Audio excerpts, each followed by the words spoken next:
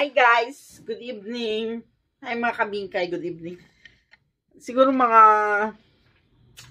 7 kami dumating galing ng Tagaytay. Ay, Alfonso.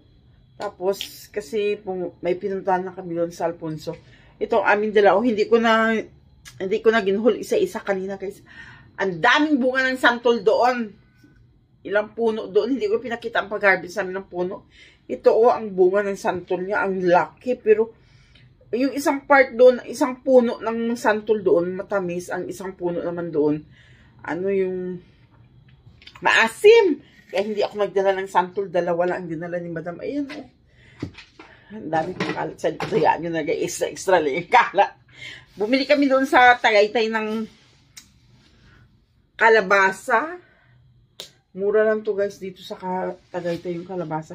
Tapos ang dami namin binili dragon fruits. Yan, ang dami. Tingnan ko, ipakita ko sa inyo guys ha. Tapos bumili kami ng pinya. Ang daming dragon fruits. Tingnan ko, ipakita ko sa inyo guys ang mga dragon fruits na binili namin ha. Yan, ang daming dragon fruits, kalabasa. Tapos dragon fruits.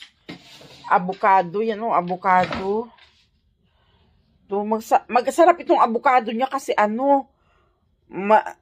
malagkit. Tapos ang ganda sa loob. Tapos bumili kami ng saging doon. Hindi na kami nag-harvest ng pinya. Tapos yan, ito lang kinuha namin pinya doon.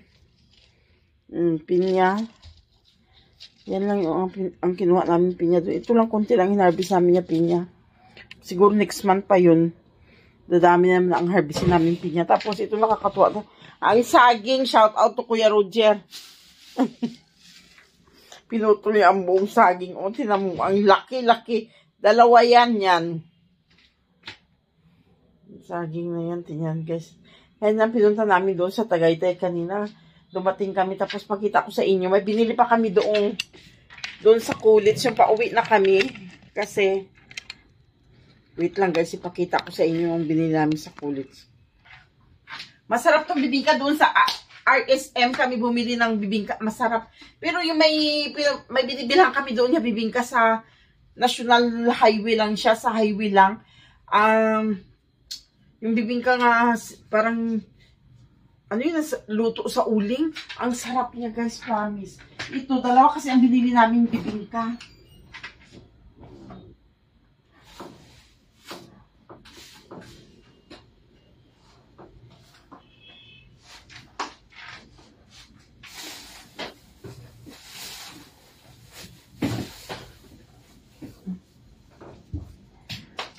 Nahulog pa ang avocado. Ito, binili namin to sa RSM doon sa Tagaytay. Masarap siya. Masarap ang bibingka nila doon. Ito oh. Binili namin doon sa RSM sa Tagaytay. Tapos ito yung laman niya. Nakaslice na kasi ito. Bali, 4 ang binili namin. Tapos yung sasakyan, kinakain na namin kasi sobrang traffic. Yan, ito ang laman niya oh. Tapos ang sarap niya talaga guys, promise. Yung isa dito pagdating namin, kinain ng mga bata. Tapos ito. Tikman natin. Nakaslice na kasi ito. Binili namin. Nakaslice na. Tikman natin ha.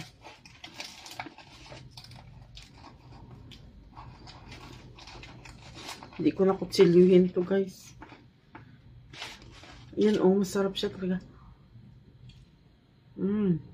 Sarap talaga niya guys. Ang bibingka doon. Kaya gusto mo sa amin bumili. Tapos may isa yung kami bibingka binili.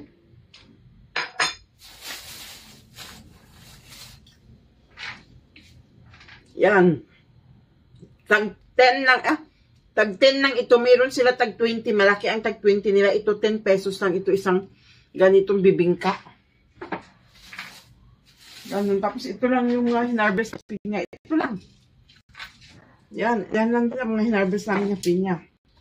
Pero natuwa ako dito sa dragon fruits. So, ang lalaki. Tapos itong avocado nila. Kasi ganina, kumakain kami doon sa Puris, sa Tagaytay. Ito, binili namin yung avocado nila. Maganda kasi last week pumunta kami doon. Nagbinta din sila ng avocado. Tinikman namin. Avocado, tinikman namin. Masarap, malagkit. Tsaka ang ganda. Masarap talaga to guys yung Sabihin na bibingka queen. Ang pangalan doon sa SM namin binili doon sa Tagaytay kasi mas masarap talaga doon ang bibingka nila. Tapos bumili ako doon, napadaan kami sa Colits, bumili ako ng pero kasi sabi nila matamis daw. Crinkle.